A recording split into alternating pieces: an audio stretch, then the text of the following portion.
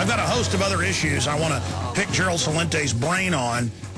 But Gerald, finishing up with that clip we just played before the break of Greenspan with a very arrogant look on his face. This is the guy that told Lair NewsHour that the Federal Reserve is above the law and its own branch of government. Gee, I didn't read that in the Constitution, plus it's private. I mean, when does it end?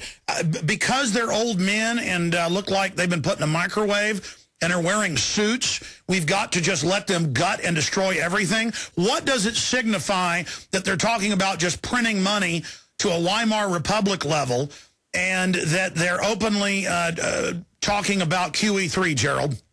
Well, again, now what is gold at? Now it's $1,891 an ounce.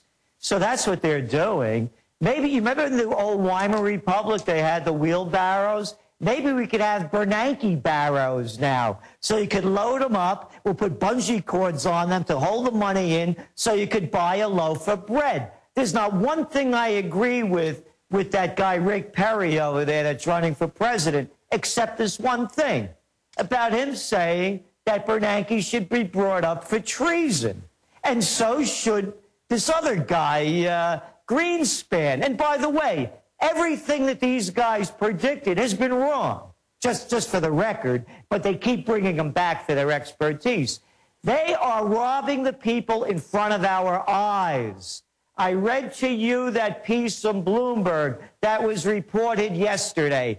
$1.2 trillion going to J.P. Morgan Chase, going to Credit Suisse, Societe Generale, Barclays, and not a nickel for you or a nickel for me. No, our tax money had to pay for this. By the way, MSNBC got hundreds of millions of dollars. And as you said earlier, and I have the article here, who does he go visit but the head of Comcast that owns MSNBC? And literally the subsidiaries they took control of are getting government money. And so they talk about other people having state-run media. We have state-run media. It's just foreign banker-run through the state. I mean, it's ridiculous. It's state-run media. You have it. By the way, if anybody wants to get a glimpse of what's going on over in Libya, I suggest you tune into RT, you know, Russia Today, because they're the only ones that are giving another side of the story. And just like the prostitutes got us into that Iraq war, remember that one? Remember Saddam Hussein's weapons of mass destruction? Remember Katie Couric on the Today Show walking across that map on the floor with that other prostitute? What's that guy, that former general they always dredge up all the time to send the people to war?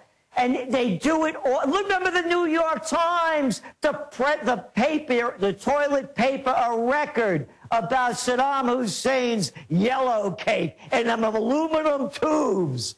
They're liars.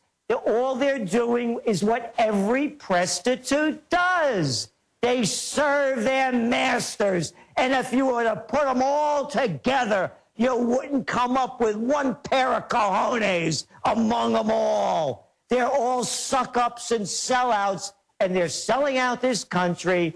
And your children out there, they're going to be next, because the next war, they're going to need more cannon fodder. So keep pumping out those babies and keep spending your money for these wars. What are we going into now? Oh, 9/11. Big celebrations are coming up in New York City in a couple of weeks. But CNN's reporting that the 9/11 victims and the first responders are barred from being there. That's right. Stay with us. All right, coming up in the next segment, your calls for Gerald Celente. Gerald, I read on the radio yesterday the CNN headline, and we're going to dig it back up because people won't believe it. 9/11 first responders barred from 10th anniversary ceremony. And we were able to find another article. What's the source of that? That's Fox News. 911 first responders to be excluded from 10th anniversary ceremony. The actual heroes. Either way you slice what really happened on 9/11, these men and women are heroes that went in and tried to save people, and so many of them died. And because so many of them are angry that they've been excluded from health care and been lied to about asbestos, they're barred from it. And then the prostitutes and the whore criminal government are going to sit up there and sell a police state and their wars on the memory of the dead, and the first responders aren't allowed to be there. What do you make of that, Gerald? And let's go back and watch what you're going to hear when all of these ceremonies take place. You know how they used to say, and again, as you said, any way you slice it, these are the facts. The World Trade Centers came down, the symbol of America's financial might. Hey, Alex, take a look at the Dow as we speak. It's at 2,000 levels. Guess the terrorist won. Oh, Alex, here's another one for you. 10 years later, they still haven't rebuilt the damn thing. Hey, that really shows you progress, doesn't it? More of that impressive progress. That Petraeus, you know, that general, that now they've merged the CIA and the Defense Department. Now he's the head of the CIA. But when he was running the war in Afghanistan, impressive progress. The war, remember, they whacked general headquarters, regardless of how you believe it happened, whether it happened or not. They hit the damn thing. The terrorists are winning. They won. Look what happens to us when we go to the airports. They x-ray us. They feel us up. They pat us down.